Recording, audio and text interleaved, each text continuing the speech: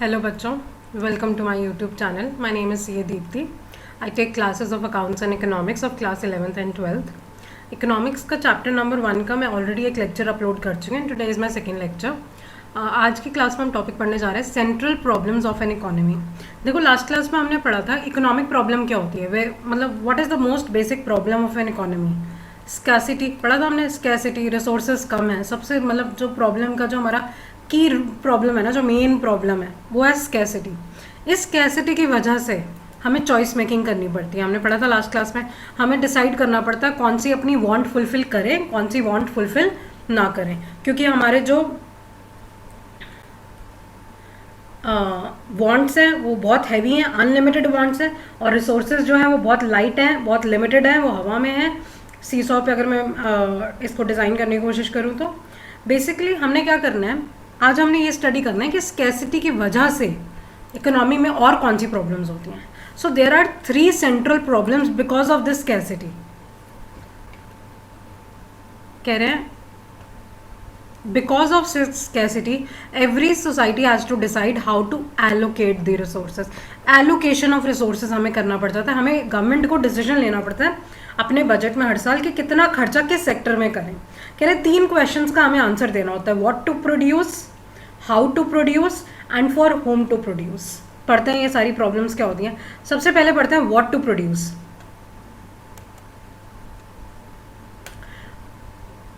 What to produce नाम से समझ में आ रहा है कौन से गुड्स प्रोड्यूस करें, कौन से सर्विसेज प्रोड्यूस करें. गवर्नमेंट डिसाइड करती है. स्कूल्स बनाएं, कॉलेजेस बनाएं, हॉस्पिटल्स बनाएं, रोड्स बनाएं, ऑफिसेस बनाएं, मॉल्स बनाएं, क्या बनाएं, गवर्नमेंट को डिसाइड करना पड़ता है. Basically this problem involve selection. कौन सी गुड्स और सर्विसेज बनाएं. सिर्फ सिलेक्शन ही नहीं, क्या बनाना है, कितना बनाना है, quantity to be produce. 2 questions का आंसर है what to produce and how much. ये भी इसमें एक हिडन क्वेश्चन होता है. क्या बनाना है और कितना बनाना है. ये हमें क्यों डिसीजन लेना पड़ता है, क्योंकि हमारे पास रिसोर्सेज कम है और वांट्स बहुत ज़्यादा हैं. तो हम हर तरह का गुड्स नहीं बना सकते. हमें किसी गुड्स को ज़्यादा बनाना पड़ेगा, किसी गुड को कम.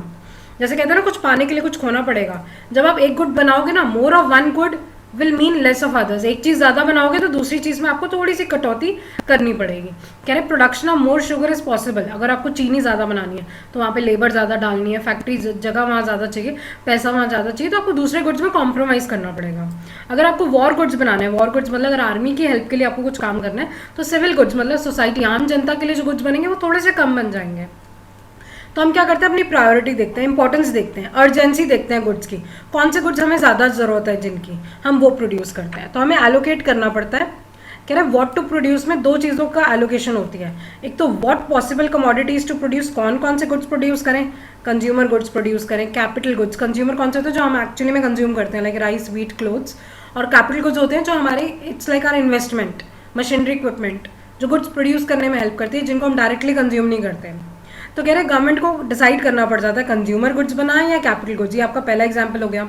दूसरा एग्जांपल आप ये लिख सकते हो कि गवर्नमेंट को डिसाइड करना पड़ जाता है सिविल गुड्स बनाएं, मतलब सोसाइटी की आम जनता के लिए गुड्स बनाएं, या वॉर के लिए गुड्स बनाएं, आर्मी के लिए हेल्प के लिए बनाएं. एक तो ये डिसाइड कर लिया कौन से गुड्स बनाएं. दूसरा हमें ये डिसीजन लेना पड़ता है कितने बनाएं, इन सब गुड्स की क्वान्टिटी कितनी रहेगी. इन सारे डिसीजंस लेते वक्त ना जो सबसे हमें चीज़ याद रखनी है at back of our mind is what is the guiding principle of what to produce is to produce maximum satisfaction. सबकी खुशी देखनी है हमें. गवर्नमेंट को पूरी इंडिया की ओवरऑल भलाई के लिए डिसीजन लेना है. तो इसका जो व्हाट टू प्रोड्यूस को क्या सोच के बनाया जाता है कि हमारी सेटिस्फैक्शन, जो हमारा अल्टीमेट कंज्यूमर है ना, वो आर्मी हो या आम जनता हो, वो रिच हो या पुअर हो, जो भी बंदा है उसकी सेटिस्फैक्शन लेवल मैक्सिमम हो. सब कोशिश करते हैं कि सबकी मैक्सिमम नीड्स पूरी हो पाए. तो ये होगी हमारी पहली प्रॉब्लम, व्हाट टू प्रोड्यूस. दूसरी प्रॉब्लम अराइज होती है हाउ टू प्रोड्यूस. देखो बच्चों, 2 टेक्निक होती है प्रोडक्शन करने की, या तो LIT या CIT, लेबर इंटेंसिव टेक्निक या capital intensive technique. Labour intensive technique मतलब हाथ से सामान बनाना, हैंडीक्राफ्ट, जिसमें लेबर ज़्यादा लगी हुई है. और कैपिटल मतलब लेबर ज़्यादा लगी हुई है. लेबर इंटेंसिव का मतलब हो गया more of labour and less of capital. Capital मतलब मशीनरी. और कैपिटल इंटेंसिव टेक्निक का मतलब हो गया more of capital and less of labour. या तो हाथ से बना लो सामान, टाइम ज़्यादा लगेगा, मेहनत ज़्यादा लगेगी, या मशीनरी से बना लो। ये कैसे डिसाइड करते हैं कि हाथ से बनाना है या मशीनरी से बनवाना है सामान? बच्चों ये डिसाइड करते हैं एक तो बजट पे, कौन कितना अफोर्ड कर सकता है। दूसरा ये डिपेंड करता है हमारे पास नीड किस चीज़ की है। इंडिया में इतनी ज़्यादा लेबर है, एम्प्लॉयमेंट की इतनी ज़्यादा नीड है कि अगर हम लेबर को हटा हटा के सिर्फ मशीनरियों से काम कर लेंगे ना, तो कई लोग अनएम्प्लॉयमेंट, पॉवर्टी, बेरोजगारी और बिना पैसे कमाए, बिना खाना खाए मर जाएंगे। तो हमें गवर्नमेंट डिसीजन लेती है, गवर्नमेंट डिसाइड करती है कि यार हमारे पास लेबर सरप्लस है, हमारे पास लोग बहुत ज़्यादा है, वो सस्ते में भी काम करने को तैयार हो जाएंगे, तो क्यों ना लेबर से काम करवाया जाए। अक्सर पता क्या होता है, जो छोटे मोटे प्रोजेक्ट्स होते हैं ना, जैसे हमें घर में छोटा मोटा काम करवाना होता है ना, वो हम लेबर से करवा लेते हैं क्योंकि सस्ता पड़ता है। लेकिन अगर यही कोई बड़ा प्रोजेक्ट है, मेट्रो बनानी है, पूरा एक मेट्रो का ट्रैक बिल्डअप करना है, बहुत ह्यूज स्केल पे प्रोजेक्ट होता है, इतनी लेबर से अगर हम काम कराएंगे ना तो पता नहीं कितने साल लग जाएंगे बनाने में। तो वहाँ पे फिर हम कैपिटल एम्प्लॉय कर लेते हैं, वहाँ पे बड़ी बड़ी मशीनरीज का इस्तेमाल कर लेते हैं। लेबर भी होती है पर मशीनरी वहाँ ज़्यादा होती है। अगर हम अपना एक घर बना रहे हैं ना तो उसमें लेबर आपको ज़्यादा मिलेगी, पूरा दिन लेबर लगी होती है काम करने पे। तो ये डिपेंड करता है हमारे बजट पे भी। कह रहे हैं ये कैसे डिपेंड होगा, कौन सी टेक्नोलॉजी यूज़ करनी है। एक तो अवेलेबिलिटी ऑफ फैक्टर, हमारे पास कौन सा फैक्टर ज़्यादा अवेलेबल है। जैसे फॉर एग्जांपल अक्सर पता क्या होता है, इंडिया में लेबर इंटेंसिव चलती है, और जो डेवलप्ड कंट्रीज़ है ना, यूएसए, वहाँ पे वो लोग अक्सर कैपिटल इंटेंसिव लेते हैं क्योंकि उनके पास पैसा बहुत ज़्यादा है, मशीनरी बहुत ज़्यादा है। तो पहली बात तो हम ये देखते हैं हमारे पास फैक्टर कौन सा है, और दूसरा हम देखते हैं कि वो किस प्राइस पे हमारे लिए काम करने को तैयार है। बहुत महंगा पड़ रहा है या सस्ता पड़ रहा है, हम उस हिसाब से देखते हैं। इस टेक्निक को हम देखते समय गवर्नमेंट कैसे डिसाइड करती है कि भैया, ये तो पता चल गया कैसे डिसाइड करती है, वो देखती है क्या अवेलेबल है, किस रेट पे अवेलेबल है, और उसका पता है कहीं ना कहीं एक हिडन ऑब्जेक्टिव होता है, to provide employment to everyone. रोजगार भी तो देना सबको, लोगों का स्टैंडर्ड ऑफ लिविंग भी तो इम्प्रूव करना है। पैसे कमाएंगे तो स्टैंडर्ड ऑफ लिविंग उनका इम्प्रूव हो पाएगा, वो अच्छी ज़िंदगी जी पाएंगे। तो गाइडिंग प्रिंसिपल पता है क्या, हाउ टू प्रोड्यूस में गवर्नमेंट क्या देखती है, प्रोडक्शन मैक्सिमम हो और खर्चा कम से कम हो। यहाँ पे मिनिमम कॉस्ट देखी जाती है। This is the key factor behind deciding which technique to employ. सबसे कम से कम मिनिमम कॉस्ट में मैक्सिमम आउटपुट प्रोड्यूस करना है। और लास्ट क्वेश्चन बच्चे, लास्ट प्रॉब्लम कौन सी बचती है, for whom to produce. Government को ये डिसाइड करना पड़ता है किस कैटेगरी ऑफ पीपल के लिए प्रोड्यूस करें, रिच के लिए या पुअर के लिए। मतलब बड़े बड़े हॉस्पिटल्स बनाएं या डिस्पेंसरी बनाएं जहाँ पे फ्री में फैसिलिटीज़ दी जाएं। तो गवर्नमेंट, देखो सबको पता है no society can satisfy all the wants of the people because wants are unlimited. कैसे कोई बंदा गुड्स परचेज कर पाता है, वो गुड्स अपनी नीड्स पूरी कर पाता है, ये पता है उसकी पेइंग कैपेसिटी पे डिपेंड करता है, उसकी इनकम पे डिपेंड करता है। और इनकम इक्वली डिस्ट्रीब्यूटेड नहीं है हमारी कंट्री में, इनकम अनइक्वली डिस्ट्रीब्यूटेड है। Some are very rich, some are very poor, some are below poverty line, पढ़ेंगे हम आगे इकोनॉमिक्स में। तो कह रहे हैं इनकम जो है वो इक्वली डिस्ट्रीब्यूटेड नहीं है, अनइक्वली डिस्ट्रीब्यूटेड है।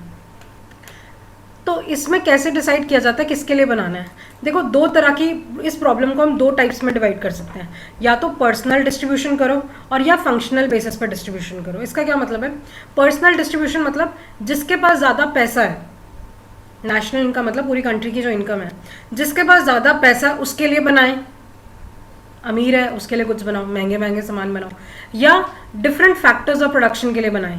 डिफरेंट फैक्टर्स ऑफ प्रोडक्शन मतलब जो जितनी मेहनत कर रहा है उसके लिए बनाएं। तो अक्सर गवर्नमेंट पता क्या करती है, डिपेंड करता है, कभी रिच के लिए बनाती है गुड्स और कभी पुअर क्लास के लिए बनाती है। कभी उनके लिए बनाती है जो मेहनत ज़्यादा कर रहे हैं पर उनको वेजेस कम मिल रही हैं, लाइक फार्मर्स की बात करी जाए तो कई बार गवर्नमेंट उनके लिए सर्विसेज लेकर आती है, उन्हीं के लिए स्पेशल बैंक अकाउंट्स खोले जाते हैं। उनके वैसे इनकम कम होगी लेकिन वो लेबर मेहनत बहुत ज़्यादा करते हैं। तो हमें गवर्नमेंट डिसाइड करती है कि जो लोग रिच है उनके लिए बनाएं या जो लोग मेहनती हैं उनके लिए बनाएं, जो ज़्यादा प्रोडक्शन कर रहे हैं, जो ज़्यादा प्रोडक्शन में हमारी मदद कर रहे हैं। तो यहाँ पे गवर्नमेंट क्या डिसाइड करती है, अर्जेंट वांट्स फुलफिल हो, जो इमरजेंसी वांट्स है ना उनके लिए बनाया जाए और उनकी वांट्स मैक्सिमम पूरी करी जाए।